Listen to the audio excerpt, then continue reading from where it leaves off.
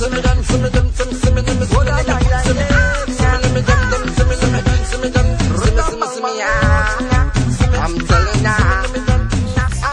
I'm going to take it into my culture, and I'm going to start showing you one of the most popular, most common Trinidadian dishes called stewed chicken. It's a Trinidadian Creole dish, but the cooking method is basically it's African through and through.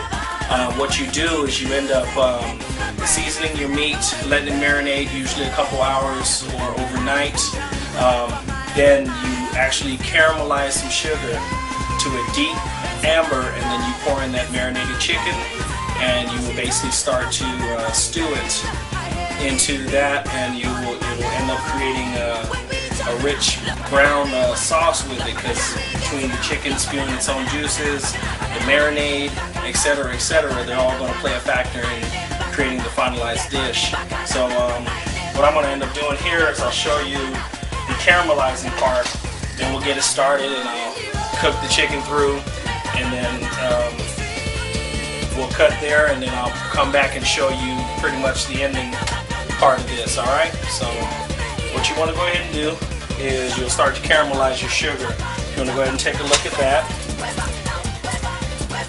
Alright, what you're going to end up doing is you're going to want a deep caramel here.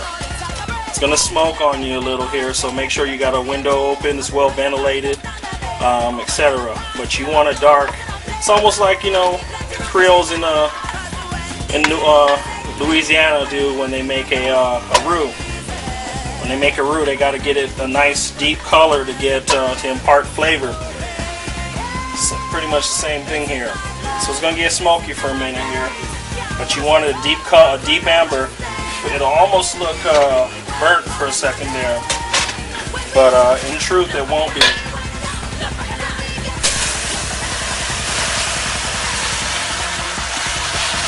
ahead and add your chicken. Stir it up nice in here. Okay.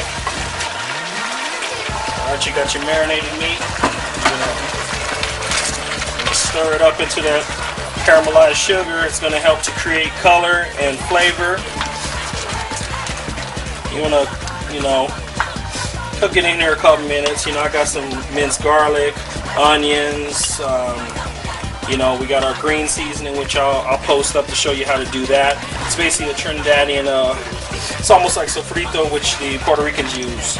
It's got fresh oregano, thyme, garlic, parsley, cilantro. That's if you can't get shadow benny, which is Spanish culantro.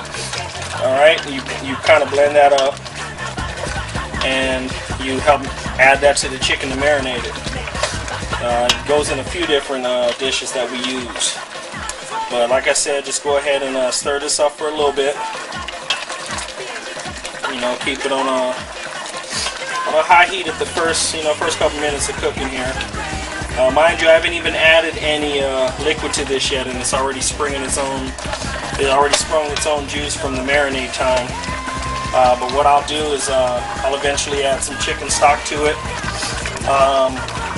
or you can add water if you want. And some people prefer coconut milk as well. You can add that. I'll decide when I'm cooking it if I'm going to do that or not. But I'll go ahead on the side panel there, and also on my blog I will post the recipe for it, so the basic recipe. This basically is a poor man's dish, and you can flip this any which way you want.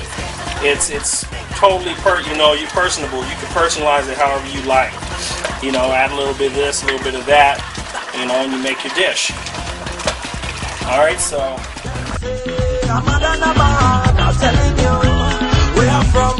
stew chicken's been cooking about 30-35 minutes. I'm going to go ahead and I'm going to give you the few pointers that you'll need to pay attention to when you do cook this. First of all, well, before I even do that, this episode right here is going to be dedicated to my older brother Earl, who I didn't get to show how to properly caramelize and get a deep, dark brown color on the stew. You'll be able to watch this and you'll be able to figure it out. Same with everybody out there.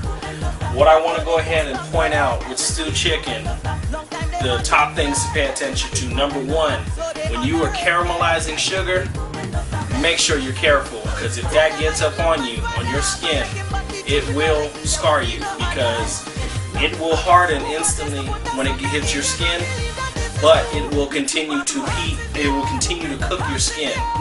You know, it's about as bad. I think it's worse than a steam burn. So be careful when you are dropping anything into it.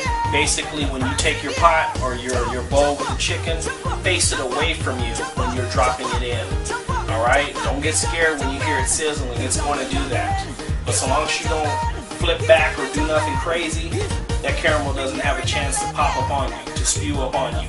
Alright? Well, now that that's out the way, the other thing you need to pay attention to when you're caramelizing meats, the deeper the amber, like the darker the brown you get, is going to enhance the flavor. It's going to give you a deeper and richer flavor. So it's kind of, you may not get it in your first try, but if you go through a couple times and you fiddle with it and find your right niche for it, you'll get it. But you are going to be bordering, it's like roux, like I said, it's like a Cajun or a Creole's roux. You'd be bordering right on, well, you'd be bordering on burnt and not burnt. You gotta watch that caramel, it's gonna get real dark.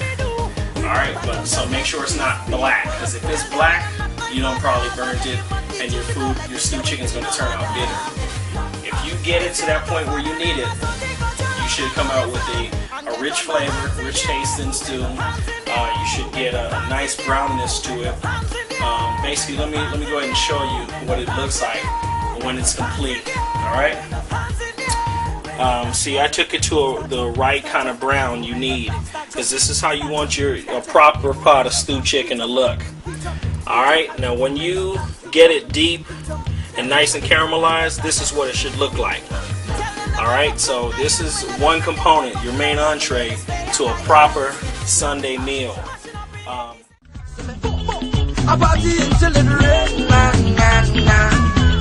I dressing up in my